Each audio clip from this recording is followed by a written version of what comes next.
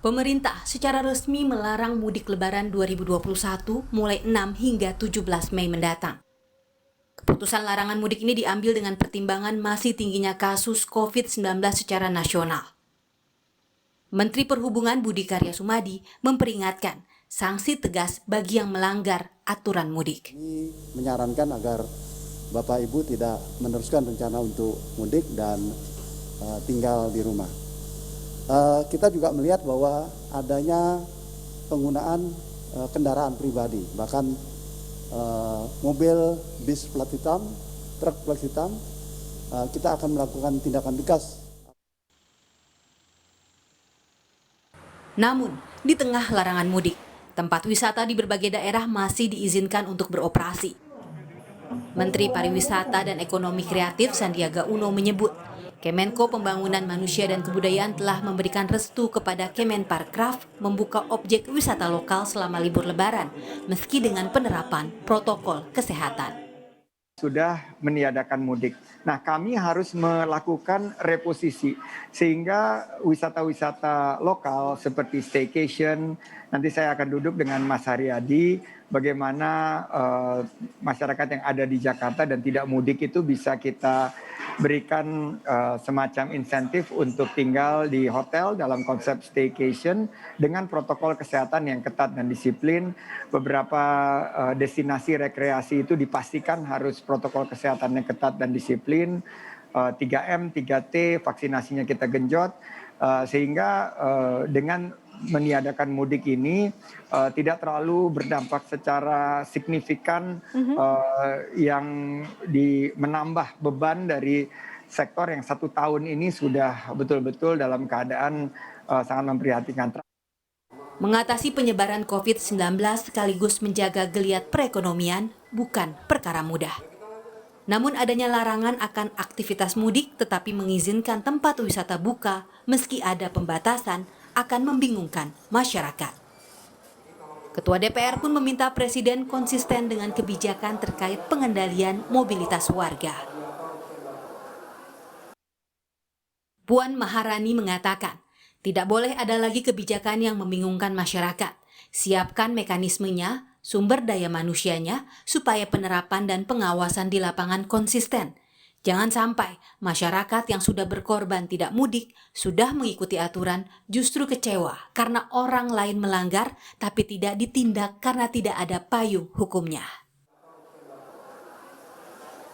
Libur panjang mengakibatkan mobilitas tinggi warga yang selalu berujung pada peningkatan kasus COVID-19. Di antaranya, kenaikan kasus Idul Fitri 2020 93%. Kenaikan libur HUT RI 2020 119%.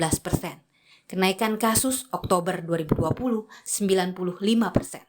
Kenaikan libur Nataru 2020 78%. Pemerintah pun mengeluarkan kebijakan untuk melakukan pengetatan mudik, di antaranya di wilayah darat. 300 lokasi akan disekat dan kendaraan putar balik pelanggar. Wilayah laut hanya boleh dilakukan pengecualian mobilitas khusus dan pengurangan suplai tiket penumpang kereta api. Berdasarkan data dari Kementerian Perhubungan, tujuan mudik paling banyak adalah Jawa Tengah mencapai 37% atau sekitar 12 juta orang. Kemudian Jawa Barat 23% atau 6 juta orang dan sisanya Jawa Timur. Kini regulasi sudah jelas diatur. Pemerintah diharapkan mematangkan kebijakan terkait mudik hingga tempat wisata, agar adil dan konsisten, serta pencegahan penyebaran COVID-19 dan upaya menjaga perekonomian dapat tercapai. Tim Liputan, Kompas TV. Dan saudara, kita sudah terhubung dengan juru bicara vaksinasi COVID-19 Kementerian Kesehatan, Ibu Siti Nadia Tarmizi. Selamat siang Bu Siti, selamat pagi. Selamat pagi. Ya. Bu Nadia, Ya. kita tahu seminggu terakhir ini kasus positifnya meningkat, lalu zona merah juga meningkat. Dari Satgas sendiri, apa faktor utama yang menyebabkannya? Ya, kalau kita melihat sih, kalau peningkatan kasus mungkin bukan karena mobilitas ya, karena kita tidak terlalu melihat adanya mobilitas pada akhir-akhir minggu ini.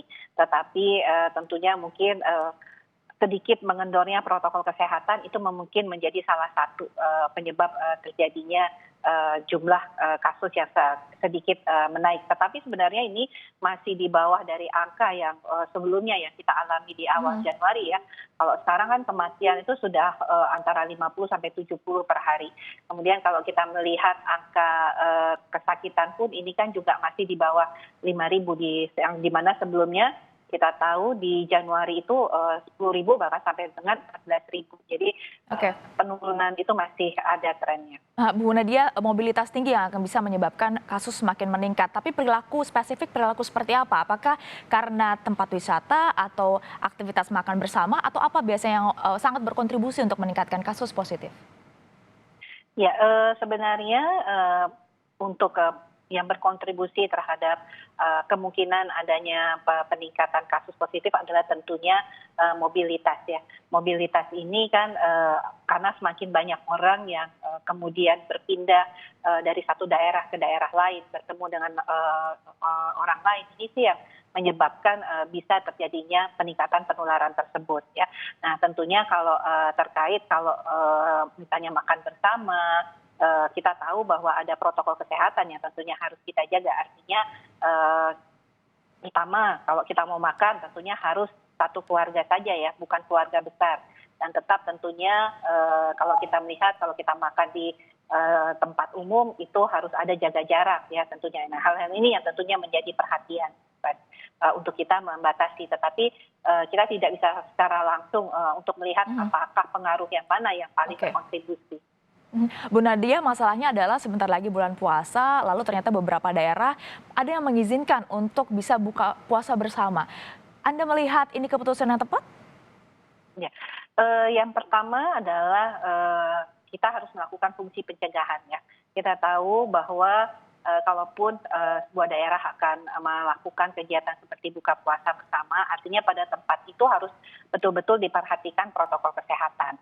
Yang pertama misalnya kapasitas ruangan saja. Kapasitas ruangan maksimum itu harus 50%. Kemudian bagaimana menjaga jarak, itu menjadi penting.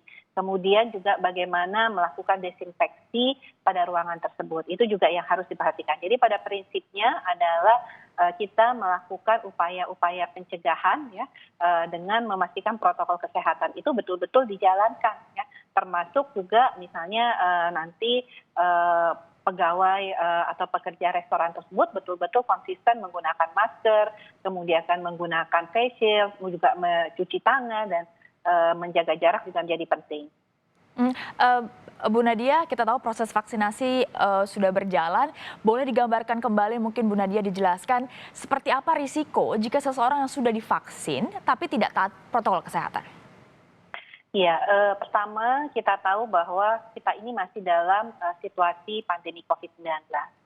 Jadi pandemi COVID-19 ini kan kita dalam kondisi perang ya, perang melawan virus COVID-19.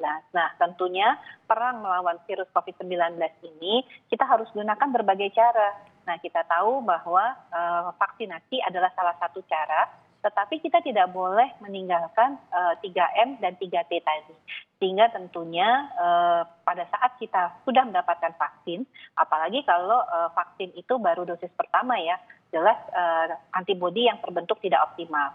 Kita tahu bahwa antibodi atau kekebalan tubuh kita itu akan berfungsi maksimal kalau setelah 28 hari penyuntikan dosis kedua. Nah, tetapi tetap saja sesudah kita 28 hari kita harus tetap melaksanakan protokol kesehatan. Mengapa? Karena walaupun kita sudah memiliki perlindungan, tetapi resiko penularan itu masih tinggi karena situasi pandemi yang terjadi. Artinya memang di sekitar kita ini banyak sekali virus COVID-19 tersebut.